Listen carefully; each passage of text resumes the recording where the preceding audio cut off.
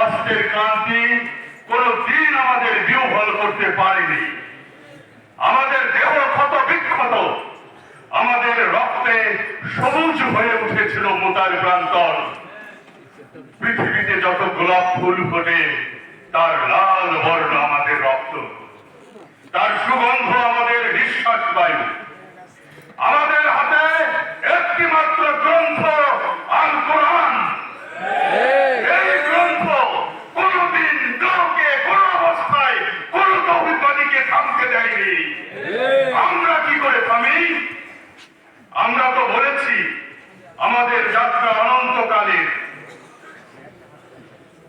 আমাদের গন্তব্য এক সোনার তরণের দিকে, যা এই ভূপৃষ্ঠে নেই।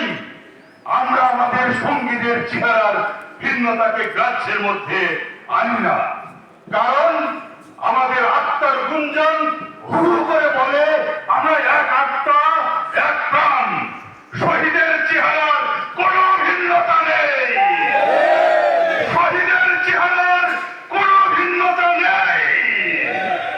আমরা তো শাহাদাতের জন্যই মায়ের উদর থেকে পৃথিবীতে পা রেখেছি।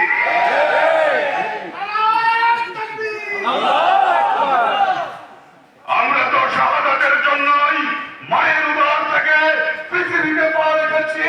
কেউ পাথরে, কেউ তাঁবুর ছায়ায়, কেউ মরুভূমির উষ্ণ বালু কিংবা সবুজ কোনো ঘাসের দেশে।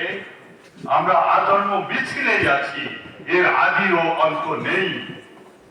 1500 বছর ধরে সভ্যতার উত্থান পতনে আমাদের পদশব্দ একটুও থামেনি।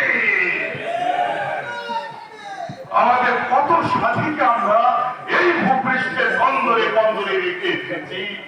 তাদের কবরে ভবিষ্যতের গুঞ্জন একদিন মধু মক্ষিকার মতো গুঞ্জন তুলবে।